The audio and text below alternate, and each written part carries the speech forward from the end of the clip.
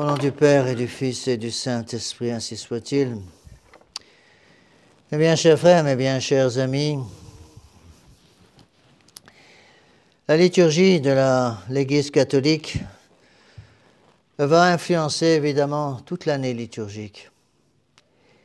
Et vous savez que chaque mois est dirigé par certaines fêtes. C'est pour ça qu'on dit par exemple que le mois de mars est consacré à Saint-Joseph, le mois de mai est consacré à la Très Sainte Vierge Marie, le mois de juin est consacré au Sacré-Cœur, le mois de juillet consacré au Précieux Sang, le mois d'octobre consacré au Rosaire, la Très Sainte Vierge Marie, le mois de novembre aux âmes du Purgatoire. Et il est important de connaître un peu ce lien entre la liturgie justement et la disposition de toute l'année liturgique. Pourquoi ce mois de juillet est-il consacré au précieux sang de notre Seigneur Jésus-Christ? J'aurais voulu vous expliquer ça avant, mais je n'ai pas eu le temps, alors je le fais maintenant. Il y a trois fêtes qui vont en quelque sorte diriger tout l'esprit liturgique de ce mois de juillet. Le 29 juin, fin du mois précédent, il y a la grande fête de Saint-Pierre et Saint-Paul. Le 1er juillet, c'est la fête du précieux sang. Et le 2 juillet, c'est la fête de la visitation de notre Sainte Vierge Marie à Sainte-Élisabeth. Et là, vous avez en quelque sorte tout l'esprit de la foi catholique.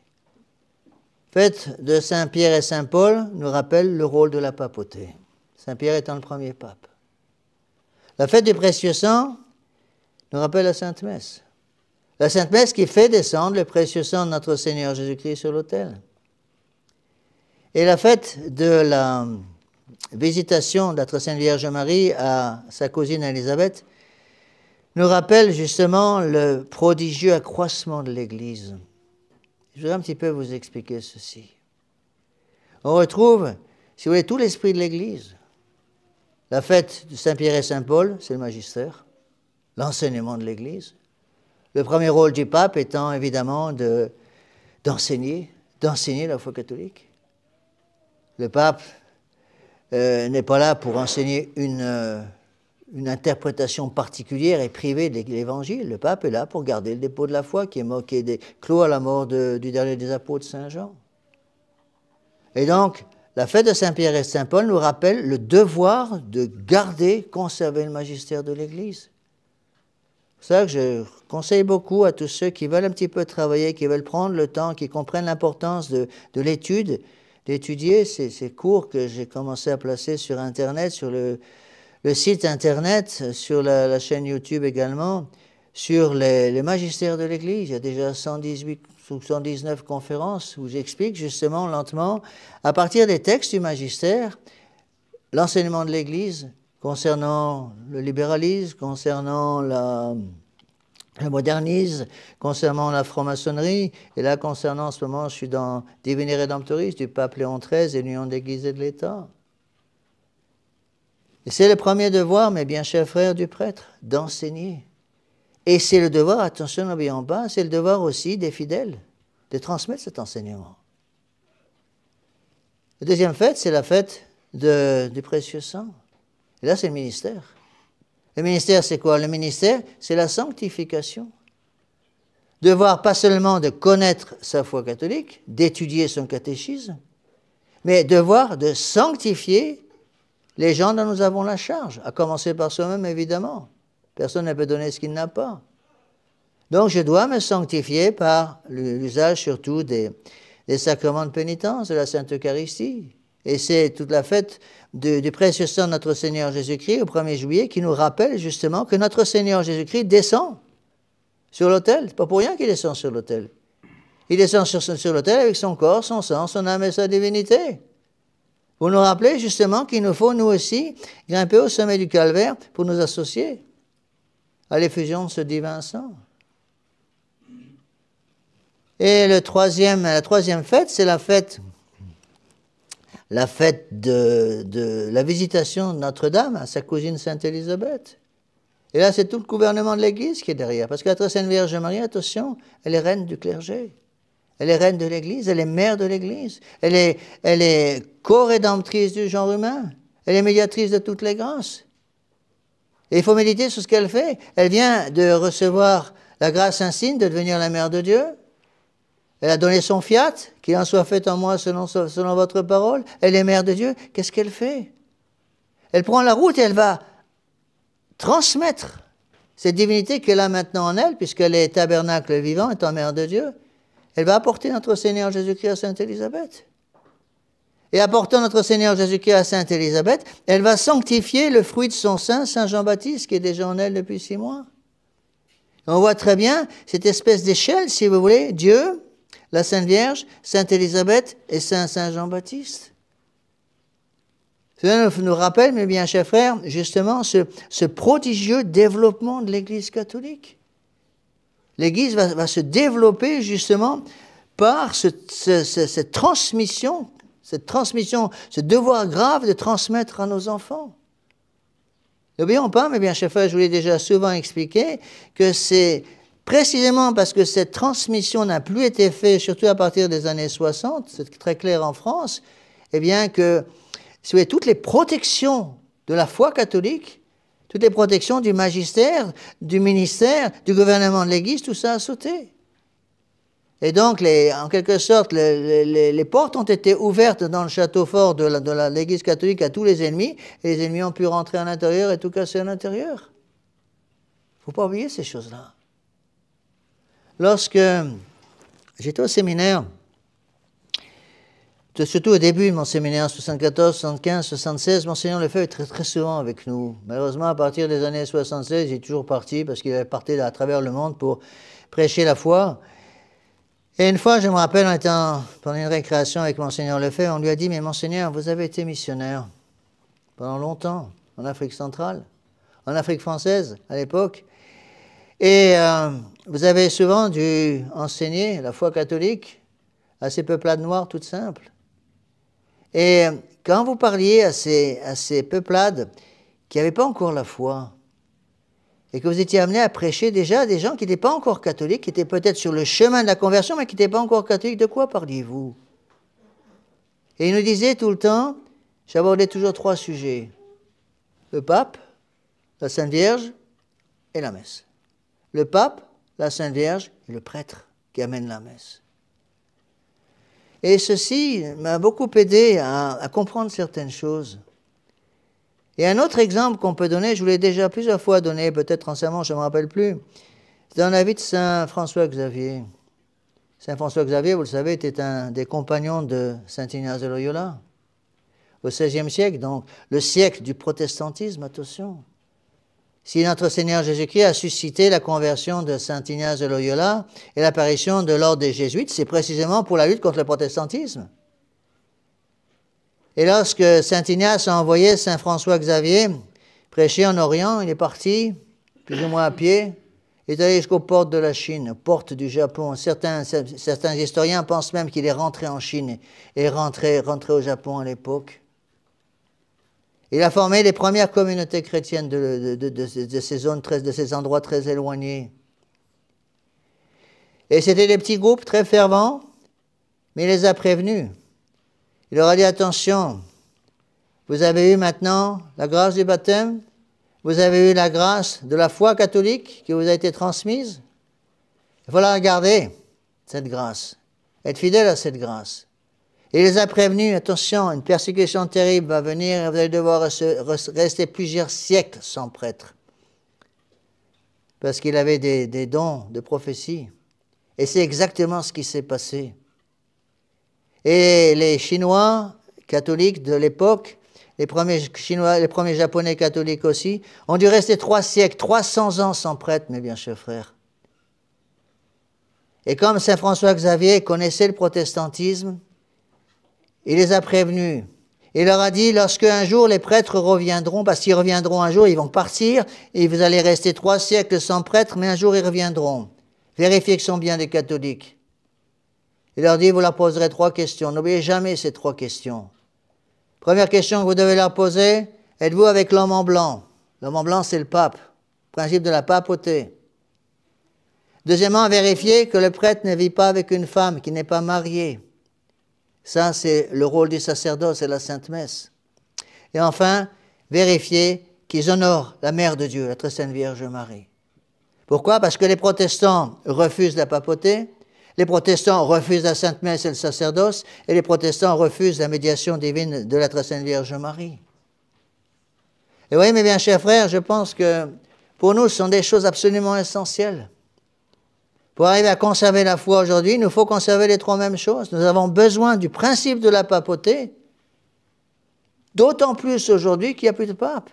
Puisque depuis, malheureusement, à cause des malheurs des temps, depuis la mort du pape Pie XII en 1958, il y a hélas plus de personnes à Rome qui veulent garder le dépôt de la foi. Et comme le rôle du pape est de garder le dépôt de la foi, à partir du moment où quelqu'un qui se prétend pape ne veut plus garder le dépôt de la foi, il ne peut pas être pape, c'est tout simple. Et donc, il faut garder ce principe de la papauté et transmettre ce principe de la papauté à nos enfants. Il faut donner aussi à nos enfants, transmettre le principe de l'importance de la Sainte Messe, renouvellement non sanglant du sacrifice de Calvaire. S'il n'y a plus de messe, il n'y a plus de sang de notre Seigneur Jésus-Christ. Et si le sang de notre Seigneur Jésus-Christ n'est pas répandu dans le calice, il va se répandre où? Si le sang de notre Seigneur Jésus-Christ n'est pas répandu dans le calice, mes bien chers frères, le sang des hommes va se répandre dans la rue. Regardez un peu ce qui se passe aujourd'hui, avec la multiplication de tous ces meurtres épouvantables par l'avortement, par l'infanticide, par le massacre maintenant sur les vieillards qui commence, en les poussant à se tuer, à terminer même leur vie par meurtre.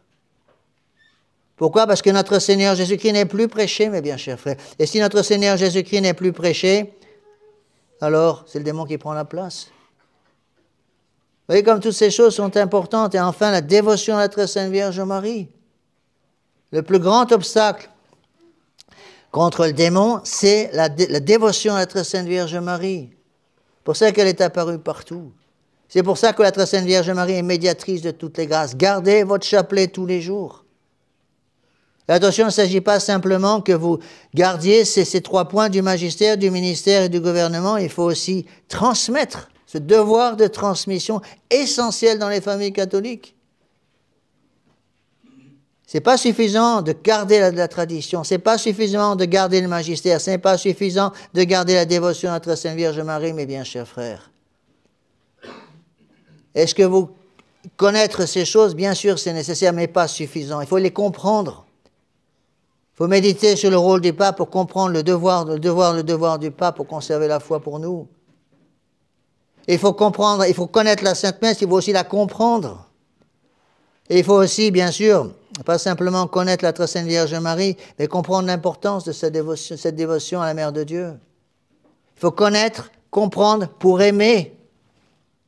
C'est ça la transmission. Transmettez à vos enfants ces trois choses pour que vos enfants puissent aimer le principe de papauté, puissent aimer la Sainte Messe, puissent aimer dire leur chapelet et prier la très sainte Vierge Marie tous les jours. Alors, et alors seulement, le règne de notre Seigneur Jésus-Christ va pouvoir se développer. Parce que cette triple dévotion, la dévotion au principe de la papauté, la dévotion à la Sainte Messe, la dévotion à la très sainte Vierge Marie, justement, c'est comme une chaîne qui va nous unir à notre Seigneur Jésus-Christ, qui va nous unir à toute l'histoire de l'Église. Nous avons 260 papes avec nous, mes bien chers frères. Nous célébrons une messe, vous assistez à une sainte messe le dimanche, une messe qui a 2000 ans d'âge. Qu'est-ce qu'ils ont à présenter en face? Dans l'église de Vatican II. Elle date de quand leur messe? 1969. Ça fait combien d'années ça? Alors mes bien chers frères, il faut demander cette grâce de profiter, de faire partie de ce travail de diffusion de la foi catholique. Notre Seigneur Jésus-Christ, qu'est-ce qu'il a dit à ses disciples? Allez, baptiser, prêcher. Il les a envoyés de par le monde. Et là, on peut rebondir sur l'évangile du jour. Ce miracle extraordinaire de notre Seigneur Jésus-Christ qui va multiplier les pains et les poissons et qui représente justement la prodigieuse fécondité de l'Église catholique. Prodigieuse fécondité de l'Église catholique qui va se diffuser de par le monde Voilà pourquoi notre Seigneur Jésus-Christ, avec quelques petits poissons, avec quelques pains, va pouvoir nourrir des milliers de personnes. C'est ça le rôle de l'Église catholique. C'est ça notre rôle, mes bien chers frères. Nous devons nous aussi participer à ce prodigieux essor de l'Église catholique. Le bon Dieu nous demande de participer à ces choses. De même qu'il a demandé aux premiers disciples, aux premiers apôtres, les apôtres sont les premiers évêques, les disciples sont les premiers prêtres. Il va leur demander de partir, et beaucoup vont devoir justement donner leur vie pour notre Seigneur Jésus-Christ. Alors mes bien chers frères, demandons cette grâce de la fidélité. Cette multiplication des pains représente aussi, évidemment, le mystère de la Sainte Eucharistie, c'est l'interprétation des Pères. Que ce soit dans une hostie ou dans des milliers d'hosties consacrées, il y a le même notre Seigneur Jésus-Christ, le même corps, le même sang, la même âme, la même divinité. Alors il nous faut profiter, mes bien chers frères, de toutes ces choses, ne jamais, jamais nous décourager. On entend cela très souvent, et je l'ai entendu je ne sais pas combien de fois dans ma vie de prêtre, mais monsieur l'abbé, combien sommes-nous? Nous sommes un petit nombre. Quand nous avons commencé l'église, construire l'église ici, quelqu'un m'avait dit, je le pensais un petit peu aussi, j'avais tort. Je me disais, bon, ça va vite se développer, on va vite remplir l'église. Ça ne se remplit pas très vite, hein. Qu'est-ce qui compte? La qualité ou la quantité? C'était ce qui était le plus difficile pour moi quand j'ai quitté la fraternité Saint-Pédis. Passer de chapelle de 300 personnes à de chapelle de 30 personnes. Peut-être de l'orgueil, j'en sais rien, mais c'était difficile. Puis j'ai vite compris que il valait mieux 30 personnes qui avaient la foi, qui vivaient comme des catholiques, que 300 qui vivaient plus ou moins comme des mondains. Alors il faut demander, mes bien chers frères, vous voyez, en ce temps du mois de juillet, il faut demander cette grâce de la fidélité. C'est ça qu'on a par le magistère, c'est ça qu'on a par la dévotion à la Sainte Messe, c'est ça aussi qu'on a par la dévotion à la Très Sainte Vierge Marie, la fidélité à ce que l'Église catholique a toujours enseigné. Combien de fois on me dit ça, même monsieur l'abbé, qu'est-ce que vous voulez? Il faut bien que l'Église catholique s'adapte au monde dans lequel nous vivons. Nous vivons en 2025. Ce n'est pas à l'Église catholique de s'adapter au monde de 2025. C'est au monde de 2025 de s'adapter à l'Église catholique, c'est pas tout à fait la même chose. Et où l'Église catholique s'adapte, où le monde de 2025 s'adapte à l'Église catholique, où le monde de 2025 va crever, comme un chien pourri. C'est exactement ce qui se passe. Parce que justement, on enlève notre Seigneur Jésus-Christ. On a honte de notre Seigneur Jésus-Christ. N'ayons pas honte, mes bien chers frères. Comprenez toutes ces choses-là. Comprenez toutes ces choses-là. Nous avons besoin de quoi? Nous avons besoin du sang de notre Seigneur Jésus-Christ. Rappelez-vous cet exemple que je vous ai donné, je crois plusieurs fois déjà en sermon, de ces missionnaires autour de Cortés, au début du XVIe siècle, qui expliquaient aux Aztèques qu'ils essayaient de convertir au Mexique, qui adoraient le Dieu Soleil, qui immolaient des dizaines de milliers de jeunes pour prendre leur cœur et offrir à leur faux Dieu. Qu'est-ce qu'on dit les missionnaires? Vous n'avez plus besoin du sang de ces jeunes pour nourrir votre faux Dieu. Vous avez le sang de notre Seigneur Jésus-Christ. Et ce sang de notre Seigneur Jésus-Christ va remplacer justement tous ces sacrifices humains. Est-ce que nous avons, mes bien chers frères, cette compréhension de ce que nous avons reçu de notre Seigneur Jésus-Christ? Je peux comprendre que les protestants soient complètement découragés. L'Église protestante, c'est ça. On donne des grandes claques dans le dos, on chante, et puis c'est tout. Il n'y a plus rien. Rentrer dans un temple protestant, c'est tout vide. Le Seigneur Jésus-Christ n'est pas là. Il m'est arrivé une fois, j'étais à Dallas, j'attendais un avion. Au Texas. Il y a un type qui vient s'approcher de moi, commence à discuter. Il me dit, monsieur l'abbé, vous et moi, on est pareil. Je dis, ah bon, comment? Je suis pasteur protestant. Je dis, ah bon? On est pareil. Si je prends un bout de pain et que je prononce les paroles de la Sainte Eucharistie, qu'est-ce qui se passe? La substance du pain disparaît et apparaît la substance du corps, du sang, de l'âme et la divinité de notre Seigneur Jésus-Christ. Vous prenez un bout de pain, monsieur. Vous prononcez les mêmes paroles de la consécration. Qu'est-ce qui se passe? Rien. Moi, quand quelqu'un s'agenouille devant moi en me demandant en me disant, pardonnez-moi mon Père parce que j'ai péché, que la personne accuse ses péchés, regrette ses péchés et a le désir de changer de vie, de modifier ce qu'il faut changer, ce qu'il faut modifier, et que je prononce les paroles de l'absolution, que je te pardonne tous tes péchés au nom du Père, du Fils et du Saint-Esprit, les péchés disparaissent. Vous aussi, vous faites la même chose devant quelqu'un qui vous demande de lui pardonner les péchés. Qu'est-ce qui se passe? Rien. Non, monsieur, on n'est pas pareil. Vous voulez vous donner, donnez-vous tout seul. Comptez pas sur moi pour vous aider.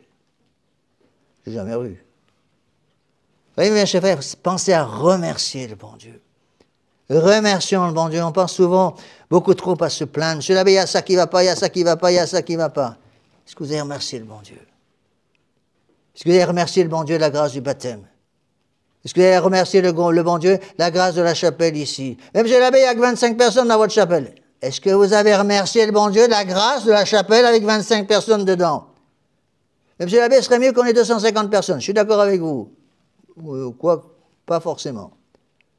Il vaut mieux 25 personnes qui ont la foi que 250 qui sont trop mondaines. Je ne trouve pas de mondanité ici. Remercions le bon Dieu, mes bien chers frères. Au lieu de râler, pensez à remercier. Râlez moins, râlons moins et remercions plus. Pour que notre Seigneur Jésus-Christ redevienne vraiment le roi de notre vie de tous les jours. C'est tout le mystère justement de la très sainte Vierge Marie, de la Sainte Messe, le mystère de la papauté. Soyons fidèles à ce que notre Seigneur Jésus-Christ nous a donné à enseigner pendant des siècles et des siècles et des siècles. Nous avons avec nous, mes bien chers frères, 2000 ans d'Église. Nous avons avec nous 2000 ans de magistère, nous avons avec nous 2000 ans de ministère, nous avons avec nous 2000 ans de vénération envers la très sainte Vierge Marie, de dévotion envers la très sainte Vierge Marie. Voilà notre force. La force, elle est là. Qu'est-ce qu'ils ont en face? Rien. Rappelez-vous le saint curé d'Ars qui va directement, après sa messe, la chapelle était pleine, il va voir un monsieur qui était là, qui était protestant, un protestant anglais. Et il prend les mains du protestant entre les siennes et il dit, pauvre protestant, vous n'avez ni la messe, ni la confession, ni la très sainte Vierge Marie. Ah, mes bien chers frères, remercions le bon Dieu. De nous plaindre de ce qui ne va pas, remercions le bon Dieu de tout ce qu'il a. Nous pourrions avoir perdu la foi. Regardez tous les gens autour de vous qui ont perdu la foi. Tous dans nos familles, nous avons des tas de membres de nos familles qui ont perdu la foi, malheureusement. On pourrait être comme eux. Est-ce que c'est par nos propres forces que nous avons conservé la foi? Non, c'est parce que le bon Dieu ait pitié de nous. Le bon Dieu ait pitié de 11 apôtres et les a sauvés. Judas aurait pu se sauver aussi. Et Dieu aurait pu donner à Judas les grâces aussi pour qu'il puisse sauver son âme. Mais il a permis que Judas refuse la grâce et se donne. Et soit celui qui allait trahir notre Seigneur Jésus-Christ. Avec la grâce du bon Dieu, je serai comme les apôtres qui ont été fidèles. Sans la grâce du bon Dieu, eh bien, je peux trahir moi aussi. Rappelons-nous cet enseignement de tellement de saints. Tout ce qui est bon en nous vient de Dieu. Tout ce qui est mauvais en moi vient de mon propre fond. Saint Augustin qui disait ça. Alors passons par la très sainte Vierge Marie, mes bien chers frères. Demandons à la très sainte Vierge Marie de nous aider à comprendre toutes ces choses. De les mettre dans notre cœur, de garder dans nos cœurs comme un trésor extraordinaire, justement, toutes ces grandes vérités de la foi catholique. Le magistère, le ministère, la dévotion à la très sainte Vierge Marie, pour qu'un jour nous puissions tous, Dieu aidant, nous retrouver au ciel. Au nom du Père et du Fils et du Saint-Esprit, ainsi soit-il.